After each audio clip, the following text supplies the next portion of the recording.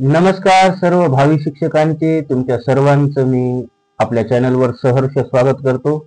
मित्रांनो, आजच्या या व्हिडिओमध्ये आपण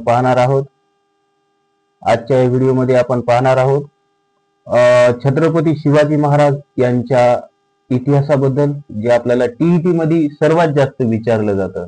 ठीक आहे, तर लागली सुरुवात करू आपण. आणि मी तुम्हाला एक ग्वाही देतो, यामधले जे इम्पॉर्टंट प्रश्न आहेत हे खूप अतिशय महत्वाचे प्रश्न आहेत आणि हे तुम्हाला या ठिकाणी विचारले जातील.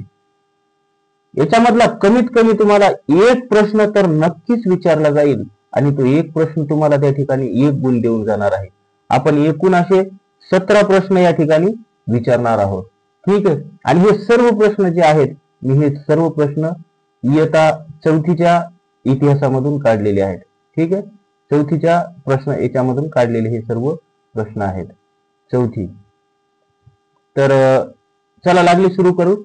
महाराष्ट्रातील शूर घराण्यांपैकी वेरूळचे रिकामी जागा घराणे मोठे पराक्रमी निघाले.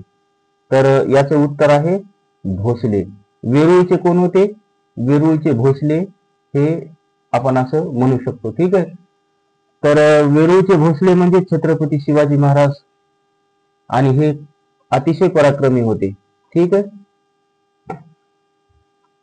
याचं बघा या ठिकाणी लिहिलेलं आहे, अनेक पराक्रमी वीर निर्माण केले. मराठे सरदारांनी महाराष्ट्रात शौर्य जिवंत ठेवले. याचं बघा स्पष्टीकरण, महाराष्ट्रातील शूर घराण्यांपैकी वेरूळचे भोसले घराणे मोठे पराक्रमी निघाले. पुढचं पाहू.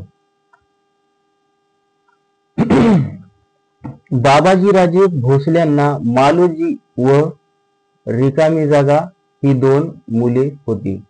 बाबाजीराजे यांना मालोजी आणि विठोजी अशी 2 मुले होती. पहा या ठिकाणी वेरूळचे भोसले, वेरूळ गावचे पाटील मालोजीराजे भोसले हे थोर शिवभक्त होते. विठोजीराजे त्यांचे धाकटे भाऊ. बघा आता, मालोजी आणि विठोजी भाऊ झाले. मालोजी मोठे होते आणि विठोजी धाकटे होते, म्हणजे लहाने होते. ठीक आहे, वेरूळच्या बाबाजीराजे भोसल्यांची ही मुले, म्हणजे बाबाजीराजे काय झाले? यांचे वडील झाले.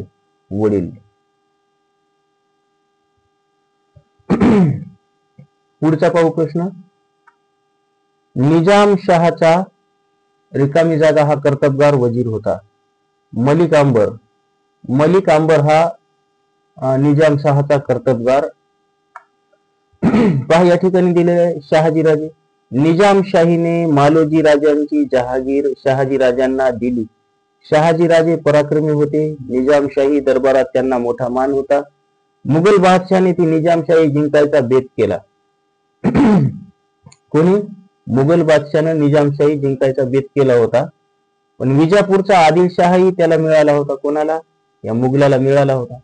तेव्हा निजामशाही वाचवण्यासाठी मलिक अंबर जो आपला मेन आपल्या प्रश्नाचा या ठिकाणी हे टार्गेट आहे. ठीक आहे, तर मलिक अंबर हा त्याचा कर्तबगार वजीर होता व शहाजीराजे मित्राने लढले. फौजांचा त्यांनी पराभव केला. अहमदनगर जवळ भातवडी येथे ही प्रसिद्ध लढाई झाली. या लढाईत शरीफजी मारले गेले.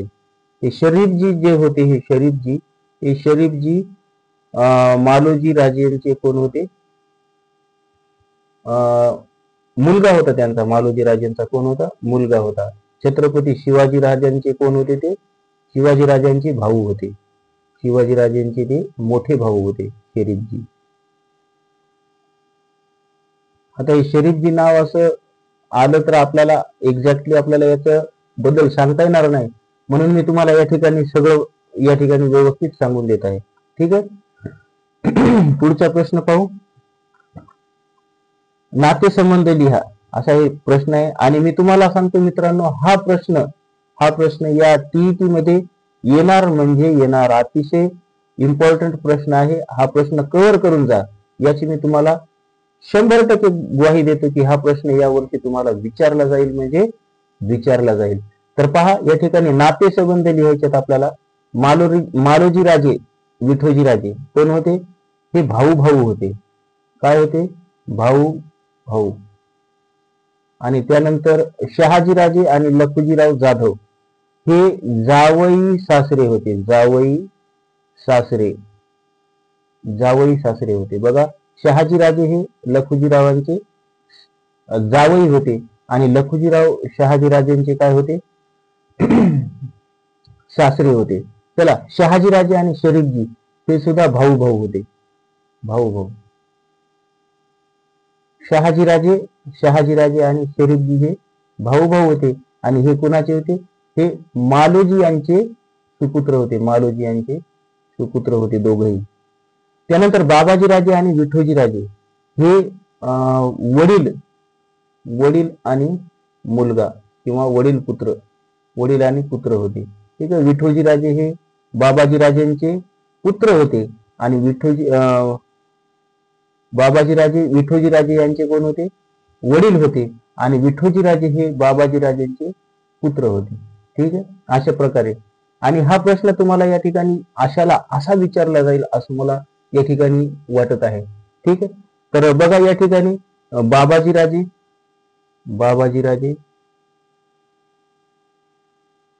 त्यांची दोन मुलं कोण कोण?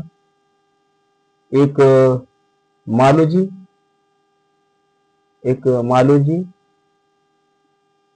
आणि दुसरे विठोजी. त्यानंतर बघा, मालोजी राजांचा दोन मुलं, एकाचं नाव शरीफजी आणि दुसऱ्या मुलाचं नाव शहाजी.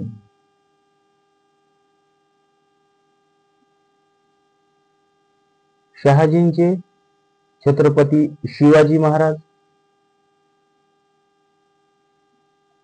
आणि शिवाजी महाराजांचे संभाजी महाराज. छत्रपती संभाजी महाराज.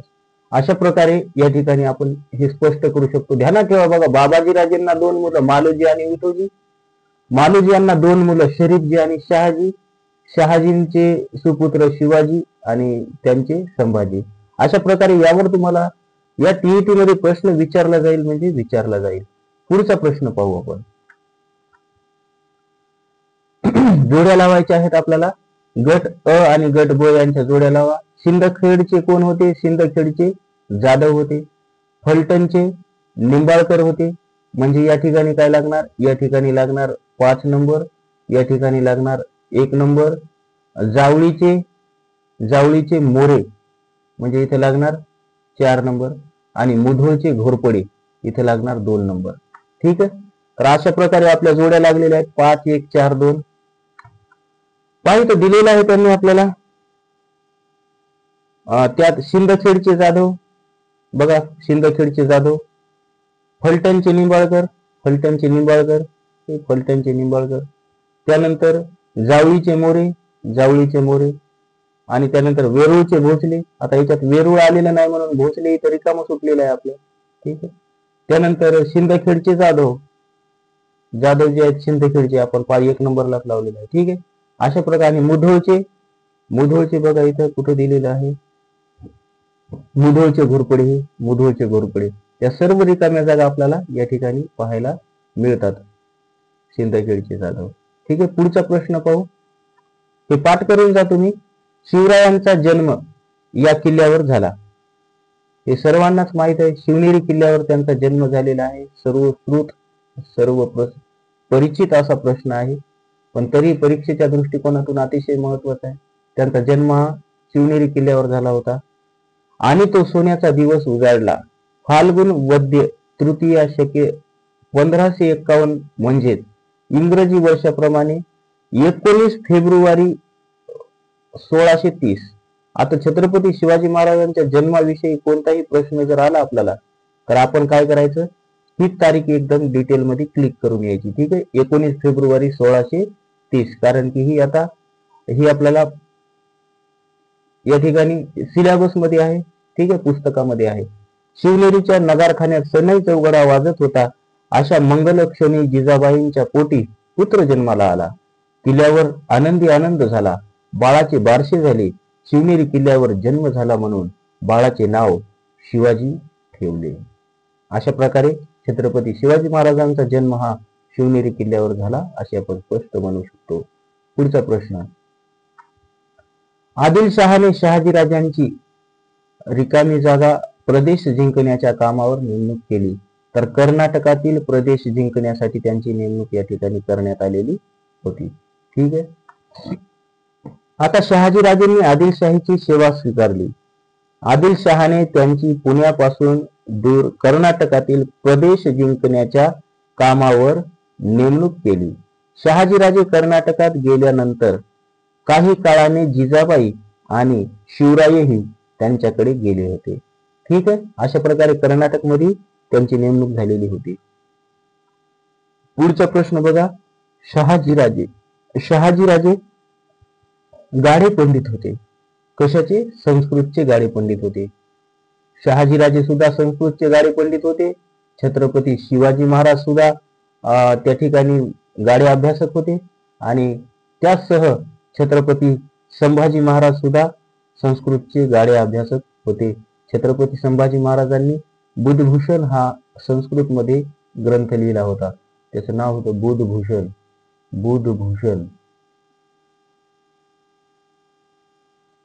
बुधभूषण हा ग्रंथ त्यांनी त्या ठिकाणी लिहिलेला होता. ठीक आहे. पुढचा पाहू आपण प्रश्न. त्याआधी बघा इथं स्पष्टीकरण दिलेलं होतं आपण. स्वतः शहाजीराजे हे संस्कृतचे गाडे पंडित होते. ओके. पुढचा प्रश्न, पुण्याच्या नैऋत्येला असलेले रायरेश्वराचे मंदिर. कशाचे? रायरेश्वराचे मंदिर, देवालय किंवा मंदिर मोठे रमणीय स्थान होते. बघा, पुण्याच्या नैऋत्येला असलेले रायरेश्वराचे देवालय हे मोठे रमणीय स्थान होते. 1645 साली एक विलक्षण घटना घडली. शिवराय व आजूबाजूच्या खोऱ्यामधील काही मावळे. बघा, 1630 ला जन्म पकडला तर 1645 म्हणजे अवघ्या 15 वर्षाचे असताना त्यांनी त्या मंदिरामध्ये शपथ घेतली होती. मावळात ठिकठिकाणी काही देशमुख मंडळी आपली वतने सांभाळत बसली होती. मावळातील बघा 12 मावळात ठिकठिकाणी काही देशमुख मंडळी आपली वतने सांभाळत बसली होती. त्यांना आपल्या वतनाचा विलक्षण लोभ होता. वतनासाठी ते आपापसात भांडत. या भांडणात मराठ्यांची शक्ती उगाच वाया जात असे हे शिवरायांनी ओळखले होते. तर ठीक आहे, ते कोण आहेत? देशमुख मंडळी. ठीक आहे, देशमुख मंडळी आपली वतने सांभाळत बसली होती. पुढचा प्रश्न, शहाजीराजेंनी शिवरायांची स्वतंत्र मुद्रा, राजमुद्रा म्हणू आपण त्याला, राजमुद्रा तयार केली होती. शहाजीराजेंनी शिवरायांची स्वतंत्र राजमुद्रा तयार केली होती. पहा शिवरायांची राजमुद्रा. शिवरायांच्या नावाने जहागिरीचा कारभार सुरू झाला होता. शहाजीराजेंनी शिवरायांची स्वतंत्र राजमुद्रा तयार केली होती. ती मुद्रा अशी: प्रतीप चंद्रलेखेव वर्धिष्णु ऋविश्व वंदिता शाहसुनो शिवशैष्या मुद्रा भद्राय राजते. प्रतिपदेच्या चंद्रकलेप्रमाणे वाढत जाणारी आणि साऱ्या विश्वाला वंदे होणारी अशी शहाजी राजांचा पुत्र शिवाजीराजे यांची राजमुद्रा लोकांच्या कल्याणासाठी आहे असे सांगणारी ही राजमुद्रा होती. अशी सुंदर आणि षटकोनी आकारामधली बनवलेली ही राजमुद्रा आजही खूप देखणी आणि खूप सुंदर आहे. ठीक आहे, त्या व्हिडिओसाठी एक लाईक द्या. फक्त एक लाईक द्या तुमचा. सर्वांचे मिळून असे कमीत कमी, मला जास्त नका, फक्त 200 लाईक मिळावे याची काळजी घ्या. हा व्हिडिओ बनवण्यासाठी बरीचशी मला मेहनत करावी लागली. या व्हिडिओला गरजू मित्रांपर्यंत शेअर करा आणि त्यासह तुम्हाला काही प्रश्न असतील तर आपल्या कमेंट बॉक्समध्ये छान असं काहीतरी तुमचं जे मनोगत आहे ते व्यक्त करा माझ्याबद्दल. ठीक आहे, अथवा आपल्या व्हिडिओ आणि अभ्यासाबद्दल. पुढचा प्रश्न पाहू आपण. शिवरायांकडे पुणे, सुपे, चाकण व इंदापूर होते. ठीक आहे, इंदापूर या परगण्याची जहागिरी होती. ठीक आहे, इंदापूर. तर बघा, शिवरायांकडे पुणे, सुपे आणि चाकण व इंदापूर या परगण्यांची जहागीर होती.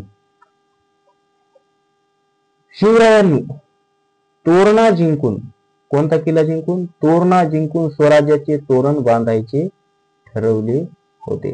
ठीक आहे, तर कोणता किल्ला जिंकला त्यांनी? सर्वप्रथम तोरणा किल्ला जिंकला.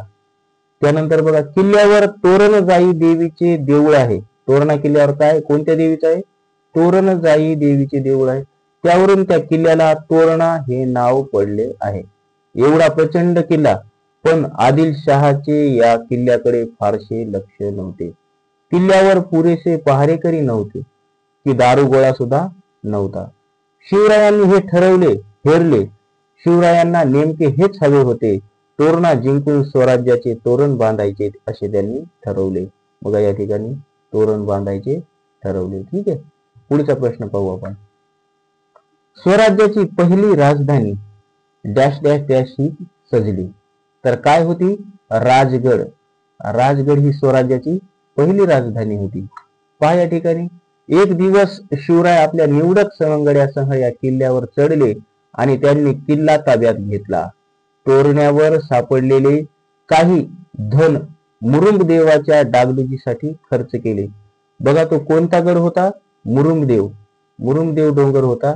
आणि या मुरुंबदेवाच्या या ठिकाणचा जो किल्ला होता, तो या डोंगरावरचा जो किल्ला होता, हा शिवरायांनी त्या ठिकाणी जिंकलेला होता. आणि शिवरायांनी या किल्ल्याला मग नाव काय दिलं होतं? राजगड असं नाव दिलं होतं.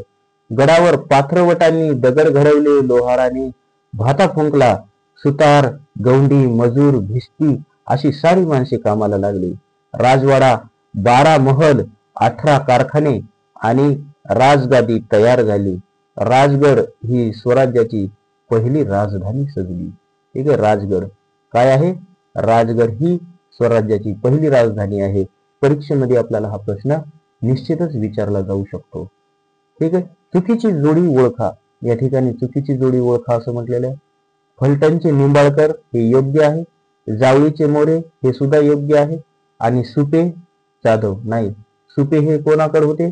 सुपे हे छत्रपती शिवाजी महाराजांकडे होते. म्हणजेच हे भोसले होते. या ठिकाणी इथं आपण काय, सुपे भोसल्यांचे असायला पाहिजे. नाहीतर मग काय असायला पाहिजे? जाधव हे सिंदखेडचे असायला पाहिजे. या ठिकाणी सिंदखेड असं लिहिलेलं पाहिजे. ठीक आहे, पुढचा प्रश्न पाहू आपण. सिद्दी जोहरने रिकामी जागा गडाला चौफेर वेढा घातला. तर सिद्दी जोहरने कोणत्या गडाला वेढा घातलेला आहे? तर तो घातलेला आहे पन्हाळ गडाला वेढा घातलेला आहे. सिद्दी जोहर शूर पण क्रूर होता. त्याची शिस्त कडक होती. त्याने पन्हाळ गडाला चौफेर वेढा घातला. शिवरायांना गडात कोंडले. पावसाळ्याचे दिवस जवळ आले होते. पावसाळा सुरू झाला की सिद्दी जोहर वेढा उठवील असे शिवरायांना वाटले. पण पाऊस सुरू होताच त्याने वेढा अधिकच कडक केला. गडावरची शिदोरी संपत आली. आता काय करावे? शक्तीचे काम नाही, तेव्हा युक्तीने सुटका करून घेण्याचे शिवरायांनी ठरवले. लवकरच किल्ला तुमच्या स्वाधीन करतो असा निरोप त्यांनी सिद्धीला पाठवला. तो खुश झाला. ठीक आहे, तर ते सिद्दी जोहरने कोणत्या गडावर त्यांना वेढा घातला होता? तर ते होता पन्हाळगड. ठीक आहे, पन्हाळगडावर त्यांनी त्या ठिकाणी वेढा घातलेला होता. पुढचा प्रश्न, घोडखिंड पावनखिंड या नावाने ओळखली गेली. पावनखिंड या नावाने इतिहासात अमर झालेली आहे.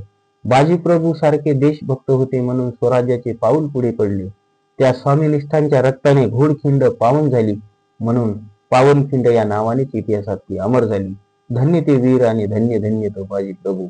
अशा प्रकारे पावनखिंड, घोडखिंडीचे नाव काय झालेले आहे? पावनखिंड झालेले आहे. आणि यासह आपला आजचा हा या ठिकाणचा जो व्हिडिओ आहे तो व्हिडिओ या ठिकाणी संपतो. ठीक आहे मित्रांनो, तुम्हाला हा व्हिडिओ आवडला असेल तर लाईक करा, कमेंट करा आणि आपल्या मित्रांना हा व्हिडिओ शेअर करा.